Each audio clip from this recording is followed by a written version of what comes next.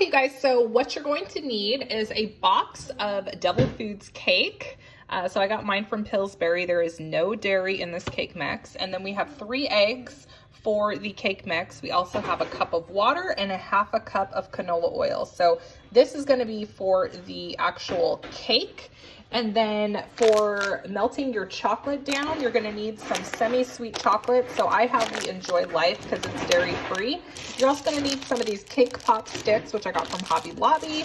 And you can also get these on Amazon right now. And then you need some canola oil when you are melting down your chocolate chips. The first thing you need to do is go ahead and prepare your cake with the box instructions. So I went ahead and preheated my oven to 350, and then I'm going to just follow the directions on the back of the cake mix. So it says to combine the cake mix, water, oil, and eggs, and then add to a cake pan. So that is what you do it.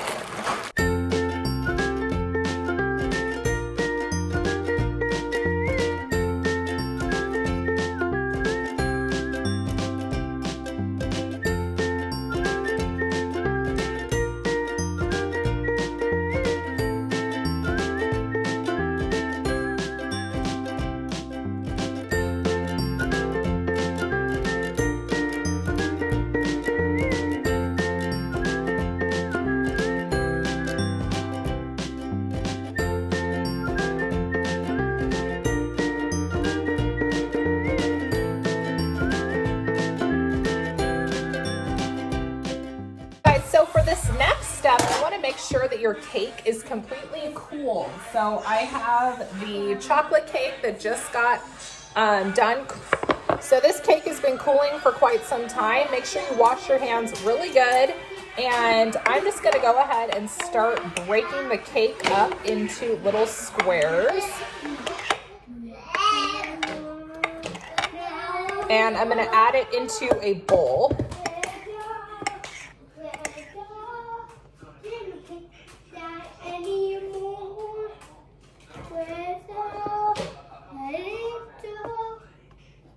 This step with your hands, basically what you want to do is just break it all up with your hands and smush it all. So you basically just want to break it up into small little pieces with your hands. So this is all we're doing here, just smushing it up with our hands.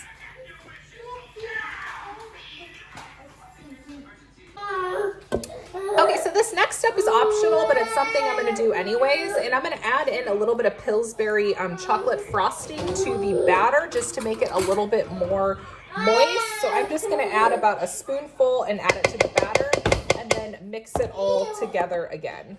So the next step you want to do is you want to get some parchment paper, and you actually want to line a cookie sheet, because now we're going to start making the cookie, now we're going to start making the cake pop balls, and it's going to plop right on the, it's going to plop right on the cookie sheet. So I'm just using a little this is more of like a muffin scooper, but I'm just going to take about that much, put it in my hand, and then start rolling it, forming it into a little ball just like that. And then you're going to want to place your cake pops on the cookie sheet. Okay, so the next step you want to do is add just a little bit of canola oil into a glass dish, or you could do a double broil if you would like, but you want to add in a few chocolate chips because we're going to melt it in the microwave just for a little bit.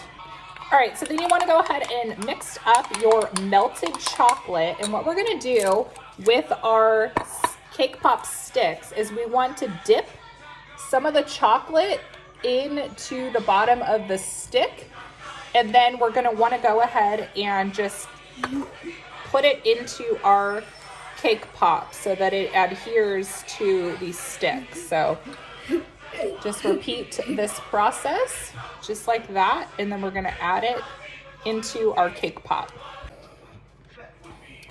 All right, so now what you want to do is have your cake pop balls actually cool in the freezer for about 10 to 15 minutes. Okay, you guys, so next what you're gonna need to do is, now that your cake pop balls are cool, what you wanna do is add some canola oil into a glass dish, and then add your chocolate chips, and then hop this into the microwave, just like that. The canola oil or coconut oil is essential for mixing the chocolate up so it's easy to dip. Next up, you're gonna want to mix up your chocolate mixture, and it's easy to mix when you add in that canola oil. And then you want a tall dipping glass to go ahead and work with. So I'm just gonna go ahead and pour this in, just like that. Oh my gosh, this looks so good, like liquid heaven right here. Oh my God. Okay. So what you want to do, this is really important. When you are dipping your cake pop, you want to go ahead and dip. Then you want to do a twist, and then with like the flick of a wrist, tap it. And that's it. So I actually don't have a wreath form to go ahead and prop them on, so I'm just going to put them face down on some wax paper, because that's all I really have to work with right now, because I'm not making a special trip out to the drugstores, or I'm not making a special trip out to the craft stores right now since we're in quarantine right now. So I'm just working honestly with the materials I have. So, and at this point you could add some of the white sprinkles if you wanted to make them really look like some Starbucks cake pops, but for now we're just gonna add them onto the wax paper. And then if you have extra like chocolate, you could always make your kiddos some hot chocolate. That would definitely be something you could do.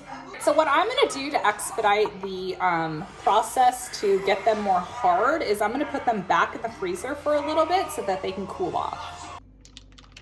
All right, guys, so these are the final product, and what I did is I actually wrapped them in little treat bags that I got from the Dollar Tree.